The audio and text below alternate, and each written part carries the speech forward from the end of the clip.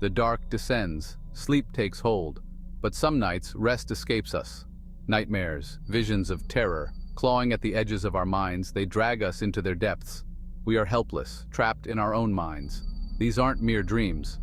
They are echoes of our deepest fears, magnified in the darkness. The heart races, breath comes in gasps, cold sweat clings to us. We struggle, desperate to wake. But nightmares have a strange power. They linger even after we wake. The fear, the dread, they stay with us, a haunting reminder of the darkness that lies within us all. What we read, what we consume, can fuel these nightmares. Horror stories with their tales of terror can be a gateway. We open our minds to these worlds, and sometimes they follow us home. The darkness seeps in, taking root in our subconscious. It twists familiar images, everyday anxieties into monstrous shapes. Suddenly, the creaking floorboard isn't just old wood. It's the slow, deliberate step of something sinister.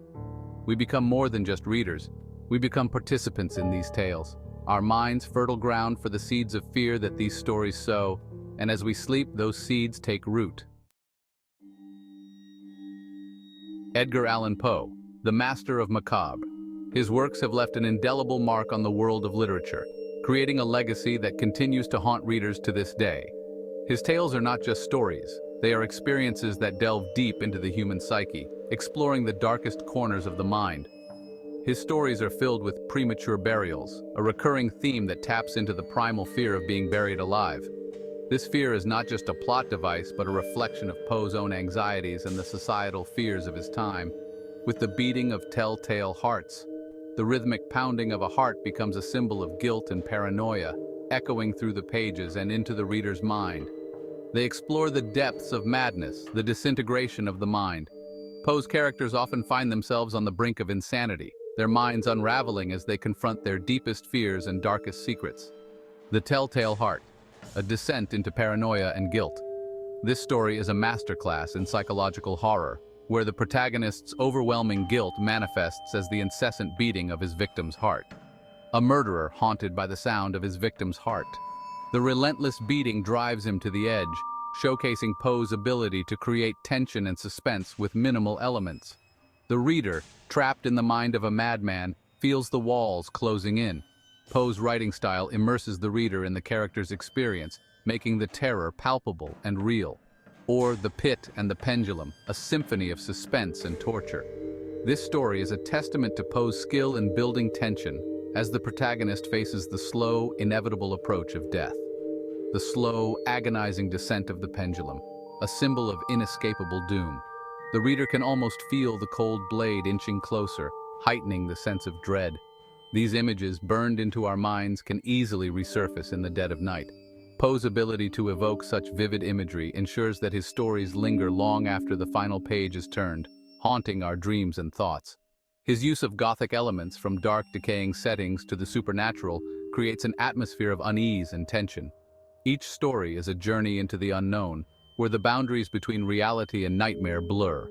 Poe's influence extends beyond literature, inspiring countless adaptations in film, theater, and art.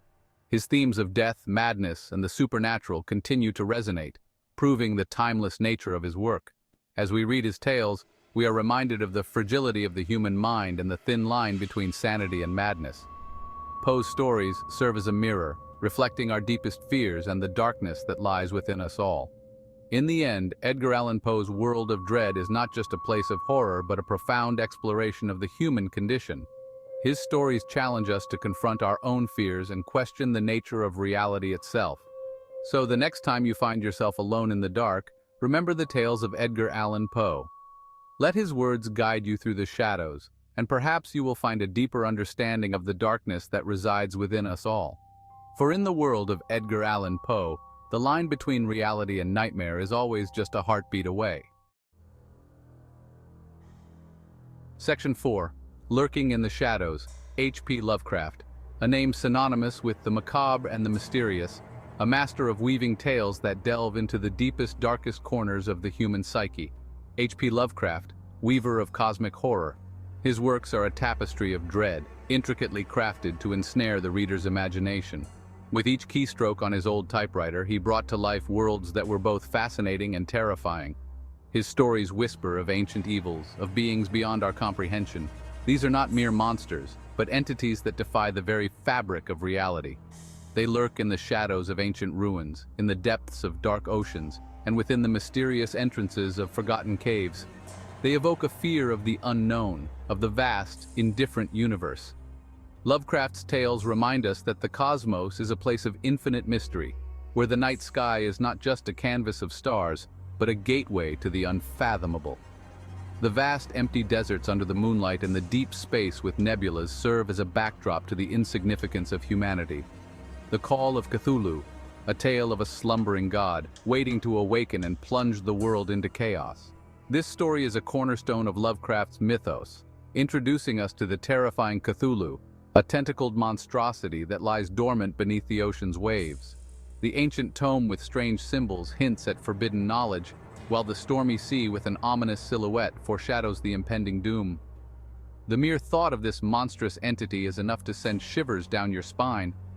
Lovecraft's genius lies in his ability to make the reader feel the terror of his characters, to experience the dread of the unknown. The crashing waves of the dark ocean and the lurking shadowy figure amplify this sense of impending horror. His stories tap into a primal fear, the fear of things unseen, lurking just beyond our perception. The dark forest with mist, the shadow moving behind a curtain, and the eerie abandoned house are all symbols of the unknown, the unseen horrors that Lovecraft so masterfully brings to life. They remind us that we are but small creatures in a vast, uncaring cosmos. Lovecraft's tales are a stark reminder of our insignificance in the grand scheme of things. The night sky with distant galaxies, the tiny figure standing in a vast landscape, and the person staring into the vast ocean all serve to illustrate this point. We are mere specks in an infinite universe, and Lovecraft's stories force us to confront this humbling reality. Section 5. When stories invade the mind.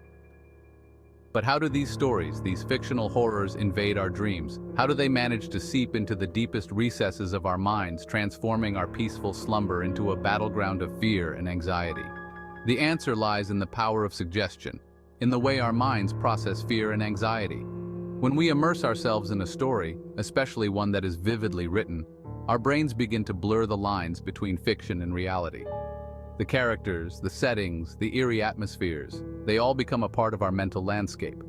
When we read a particularly vivid passage, our imaginations conjure up the images, the sounds, the smells, the creaking of the floorboards, the whisper of the wind, the musty scent of an old abandoned house.